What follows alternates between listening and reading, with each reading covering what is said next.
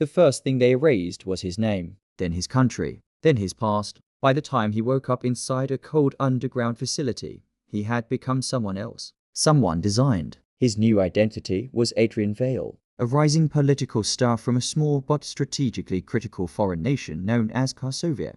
Officially, he was a former economics professor, a wartime humanitarian, and a voice of hope. Unofficially, he was the CIA's most dangerous experiment, Project Crownfall. Crownfall wasn't designed to assassinate leaders. It was designed to replace them. Instead of overthrowing governments, the CIA would quietly install its own influence at the highest level. Not presidents, not dictators. The perfect position, vice president, close enough to power, invisible to suspicion, one heartbeat away from control. Adrian was built from nothing. His childhood memories were engineered, his university records planted, his humanitarian history staged, his reputation carefully grown over 10 years. Every photo, every speech, every interview, manufactured, until he became real. At first, Adrian believed the story. He believed he was chosen. He believed he was special. Then the dreams began. Rooms without windows, needles in his neck, men counting down, a voice whispering, "Stay in character." By the time Adrian was elected vice president of Korsovia, he was already breaking. But the program didn't care, because Crownfall was finally operational. Inside CIA headquarters, analysts monitored his life in real time. His heart rate, his stress levels, his speech patterns, his dreams. A behavioral trigger system ensured obedience. If he resisted orders, they activated Protocol Grey Crown, extreme psychological pressure, memory distortion, neural pain induction. He obeyed. Adrian's first order came during his 3rd month in office. Crash the national currency. Not openly, subtly. A few speeches, a few economic decisions, a few whispered warnings to investors.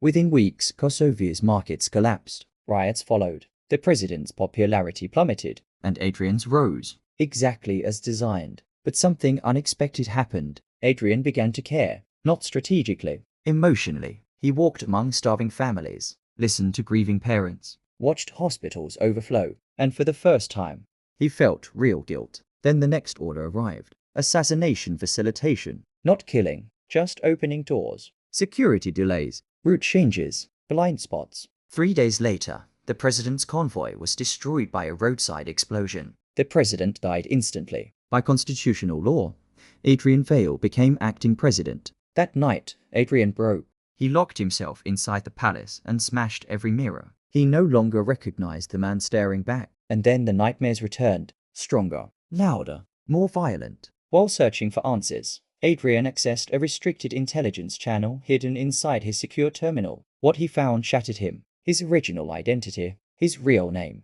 Daniel Mercer, a CIA psychological warfare recruit who had volunteered for an experimental memory program. He hadn't been chosen, he had been built. And the worst part, he had signed the consent himself. Daniel had believed he could serve his country. He had believed the mission would be temporary, but Crownfall had no end phase. Once embedded, extraction was impossible. The final CIA directive was simple: begin phase 2. Turn Korsovia into a controllable state. Rewrite its alliances. Destabilize its military. Drain its resources. Slowly, quietly, permanently. Adrian stood at the palace window overlooking a nation that trusted him, and realized the horrifying truth. He was not a leader. He was a weapon aimed at millions. Instead of obeying, Adrian made a decision no Crownfall agent had ever made. He turned the system against itself. He began leaking fragments, small truths, economic warnings, military secrets. Nothing traceable, just enough to wake foreign intelligence agencies, just enough to alert watchdog groups,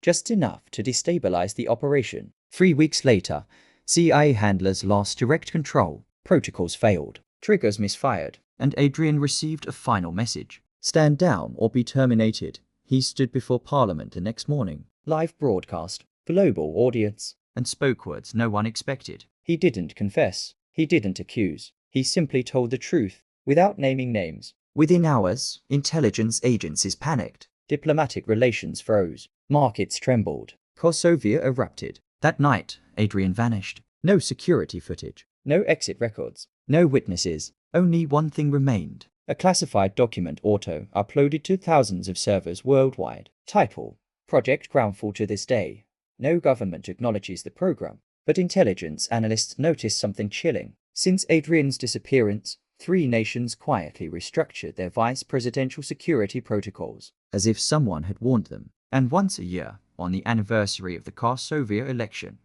encrypted networks receive a single line of code. No sender, no origin, just a message. Power is easiest to steal when you offer it.